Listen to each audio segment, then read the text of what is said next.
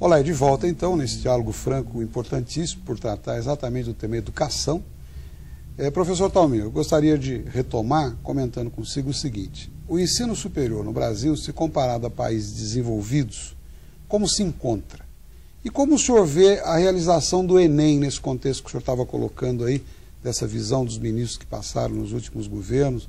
Eu gostaria que o senhor abordasse essas questões.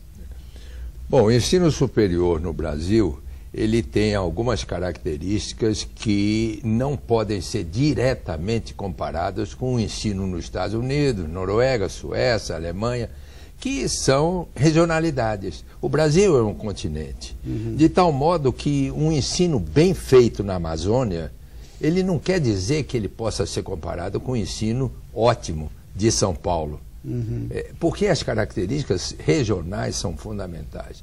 Então, até mesmo a cultura é diferente. A cultura é diferente. Eu não gosto de comparar, porque às vezes colocam num perfil, por exemplo, Finlândia, Suécia, Noruega, são países muito diferenciados. Países ecos, né, professor? Exatamente, pouca gente. O Brasil é um continente.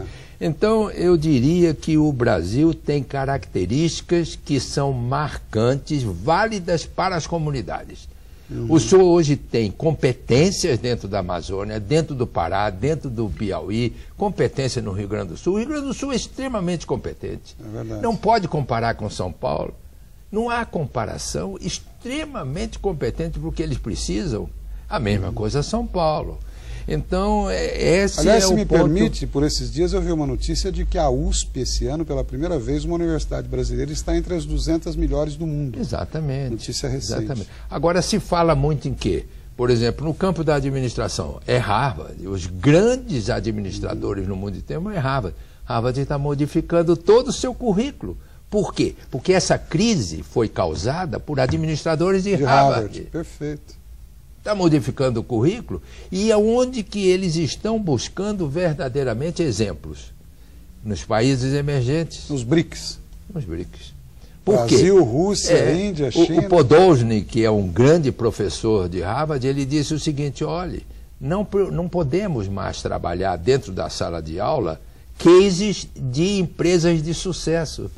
Tem que trabalhar cases de empresas que não tiveram sucesso, porque aí você aprende. Exatamente. E isso está no BRICS. Errando o que se aprende a fazer. Errando o que se aprende. Chega a ser o certo. Exatamente. Agora, quanto ao Enem, se o senhor permite, claro, para terminar, o Enem é muito importante. Por quê? Permitiu que você aplicasse provas nível nacional para verificar como é que está, pelo menos, o básico do nível nacional. Aí o pessoal diz assim: bom, mas a média nacional é baixa. Sim, a média nacional é baixa da comparação. Mas isso não quer dizer que uma instituição, conforme eu comecei a comentar, lá do Amazonas, não esteja sendo ótima para aquela região. Né? Bom, então o básico é então, no geral, o senhor é otimista? Não, eu sou muito otimista, porque o Enem é útil, inclusive, para o ensino superior. Professor, e a proliferação das instituições de ensino superior indiscriminadamente? Isso afetou a qualidade do ensino? A proliferação sempre afeta em qualquer circunstância, porque proliferação quer dizer que nós vamos ter entidades que não têm nível até para receber determinados alunos que são obrigados a procurar essa instituição. Então, a proliferação ela está hoje controlada pelo Ministério da Educação, pelo novo sistema de avaliação de ensino superior. E esse sistema é muito bom. Eu faria aqui um parênteses. Eu sou muito, vamos falar, fã desse sistema de avaliação. Por quê? Porque ele aproveitou tudo que existe de bom da Fundação Nacional da Qualidade, com o Prêmio Nacional de Qualidade, que é esteio no mundo inteiro. O Prêmio Nacional de Qualidade é comparável ao Prêmio Baldrige nos Estados Unidos, ao Prêmio Deming no Japão. Então, é um prêmio de alta relevância. O Ministério da Educação pegou isso de bom e aplicou dentro do Sistema Nacional de Avaliação, o sistema de créditos. Então, com isso, ele está puxando muita entidade que proliferou e que não tem nível de qualidade, está obrigando a que eles se qualifiquem. A própria mídia tem noticiado muito a situação dessas escolas e isso... O senhor viu agora o resultado? Muito bom ouvir isso do senhor, viu? Porque a gente são informações que nem sempre a gente está atualizado e realmente se o ensino está passando por esse processo, é um processo de depuração. Que, com o tempo a gente vai chegar ao melhor termo. Não tem dúvida. Muito bom. Professor, e as instituições de ensino superior devem atender, na sua opinião, uma característica do século XXI, diversidade de clientes e de culturas, que é mais ou menos o que o senhor está colocando, mas isso é um ponto incisivo no mundo moderno? Seria? É ponto incisivo no mundo.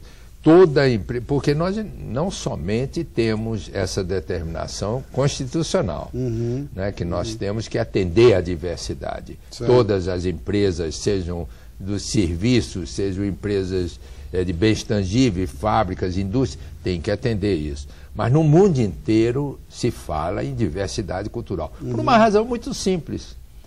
A Microsoft, a IBM, a 3M, a Apple, todas essas empresas, quando abriram as portas para a diversidade cultural, eles passaram a inovar mais. Sem dúvida. Porque são pessoas que vêm diferentes.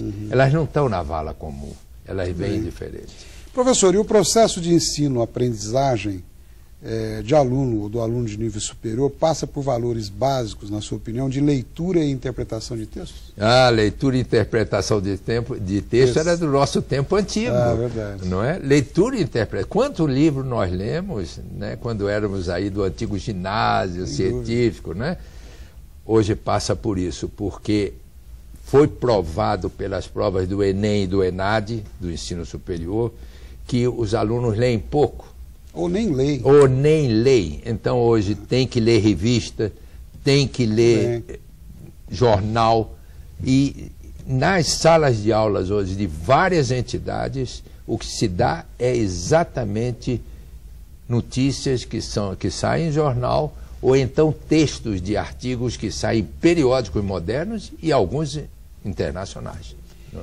Com certeza, especialmente o telespectador jovem que nos assiste, nós temos uma faixa grande de audiência entre os jovens, estão ouvindo essas lições do senhor e eu particularmente fico muito feliz com isso, porque a leitura, a gente vê as pessoas mais experientes em vários setores recomendar a todos, né? Infelizmente o computador, de uma forma geral, deu uma bloqueada na leitura, né? Exatamente. E ouvir isso do senhor aqui no Diálogo Franco realmente é alvissareiro. Tomara que o nosso jovem aí fique bem atento às palavras do professor.